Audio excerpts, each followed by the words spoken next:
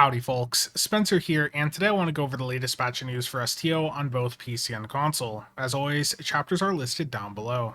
First up, the Star Trek Online Twitter account just put out an announcement on behalf of Gearbox Publishing San Francisco, the publisher for all of Cryptic's titles, basically announcing that Gearbox Publishing San Francisco is being renamed back to Arc Games, the name that they had prior to Embracer's acquisition.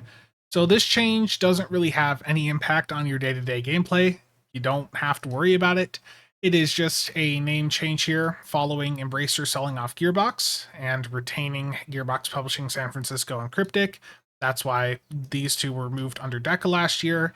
And given that Embracer no longer owns Gearbox, they can't have a subsidiary with that name. So they're returning it to the name that it had prior to the acquisition a couple years ago. So again, this is nothing to worry about. I've seen some people wondering, what's going on here.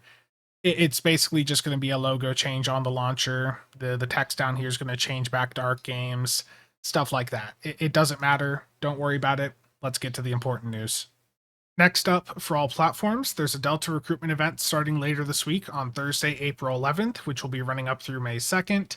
So you're going to have a 21-day window to go in and make a new Federation, Klingon, or Romulan character. And all you have to do to make it a Delta Recruit is play through the tutorial and get the Tesseract transceiver device into your inventory. So once you've done those two things, completed the tutorial and got that device in your inventory, it is a Delta Recruit. And once it's a Delta Recruit, you can go in and work on those tasks whenever you want. This 21-day window that the event is active is simply to make the characters. The actual task that the recruit characters have can be done whenever you want throughout the year. And for those of you that already have Delta Recruits, there is no new rewards this time around, so if you don't need to go in and make a new one if you already have one. But if you haven't made a Delta Recruit before, definitely something you want to take advantage of. And if you want to learn more about the Delta Recruits and get some tips and tricks to help you out while working on them, I have a video which I'll have linked down below, which goes over everything in a bit of detail. Next up, for all platforms, the First Contact Day event is going to be dropping later this week on Thursday, April 11th, and it will be running up through May 2nd. And the first thing I want to mention here with the First Contact Day event is that it is a seasonal event, meaning that it is not part of the year-long event campaign. So don't go in rushing to buy this thing out hoping to get event campaign progress. You're not going to get any from this specific event. And with this being a 21-day event, that means that you're going to need to participate for 14 of the 21 days to get to the grand prize, and you can earn your daily progression by playing any one of the following once a day: the Synthwave Space TFO, the Bozeman Ground Patrol, and the Model Rocket Ground TFO. The Model Rocket one is the easiest TFO to do in this game. You basically just grab a couple parts from each part of the map, bring them to the center, you put together the rocket. That's it. It is really, really easy to do and generally just requires a couple of minutes worth of effort. So that's my recommendation for this. If you want to do the others, that's fine. But that Model Rocket one is, again, just really, really easy to do. And if you participate in this for 14 days, the rewards that you're going to get are the Photon Burst Rifle from Star Trek Elite Force, which I'll take a closer look at here in a moment, a Spec Point, 25k to lithium, and then the Launch Toy Rocket Social Device and Phoenix Shuttle Holo Emitter. Those are the same things you've gotten in prior years, so if you already have those, nothing new, but if you don't have them, they're neat to mess around with. And each day that you do this, you can also get a badge. So there's 17 total badges, and as you unlock them, they are account-wide unlocks, so pretty nice. And the grand prize is the Photon Burst Rifle, based on the weapon of the same name from the video game Star Trek Elite Force. This weapon is held like a bulky rifle and fires a micronized photon torpedo at ground targets. It has a high damage output with partial shield penetration and is guaranteed to disintegrate your foe upon kill. It has a limited number of charges which recharge over time as it uses an internal replicator to create additional ammunition. But it does have a lengthy recharge time, so it's important to have a secondary weapon you like on hand for when this rifle is out of charges. It will still charge up while you're swapped to the other weapon. So the power creep so far this year has been pretty crazy. A lot of the event items have honestly ended up being pretty good. For instance, the Pavin Omni that we got with the Pavin event earlier this year, that is the best set Omni we currently have in the game. It's crazy how powerful that is.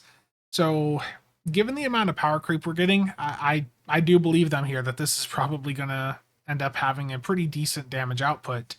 So, looks like a fun weapon to mess around with, and with how easy the first contact day event is to do, especially that model rocket TFO there, I would recommend you pick it up. I know some of you might be looking to take a little bit of a break, before the next part of the event campaign pops up, but this TFO is just so easy to do. Again, just grab like 2 or 3 parts from each area. You'll be fine and you'll get the reward. So, pretty easy event to do, and the reward does look quite fun.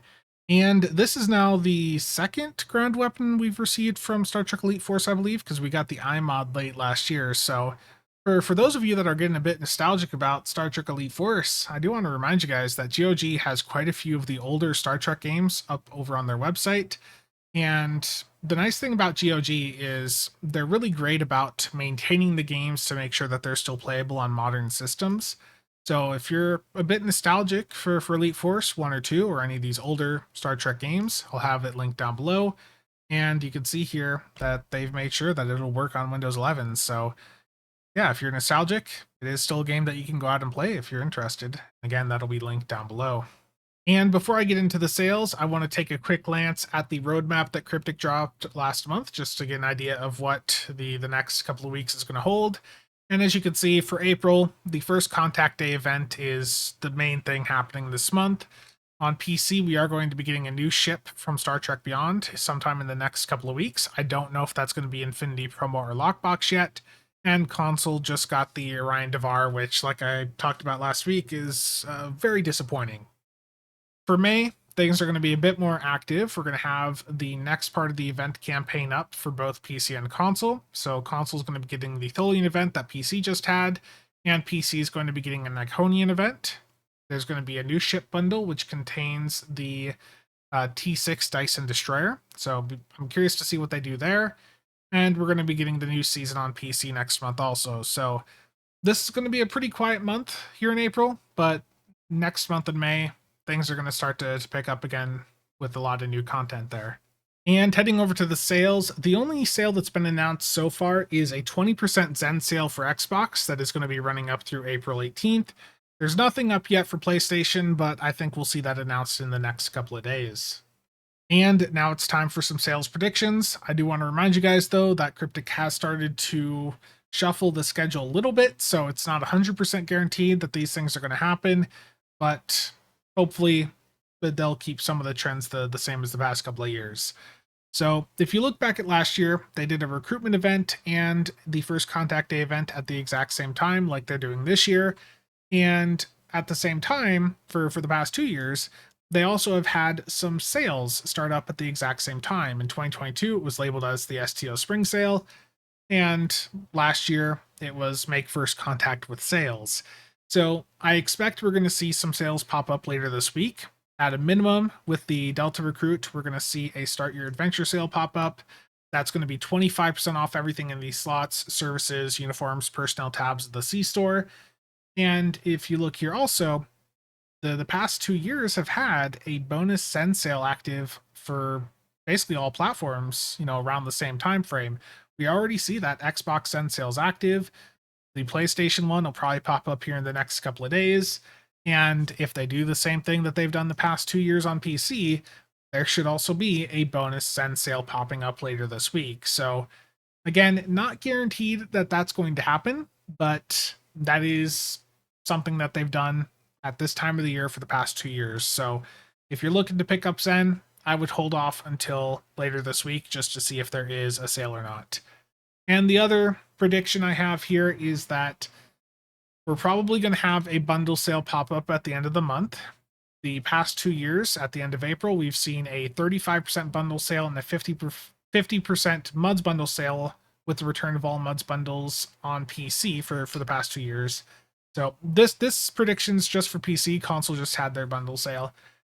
So if they do the same thing here, I think we'll see another bundle sale pop up end of the month. So if you've had any bundles you've been looking to pick up or any MUDs bundles, that's a sale you may want to pay attention to, and you may want to pick up Zen if there is a Zen sale in anticipation of that.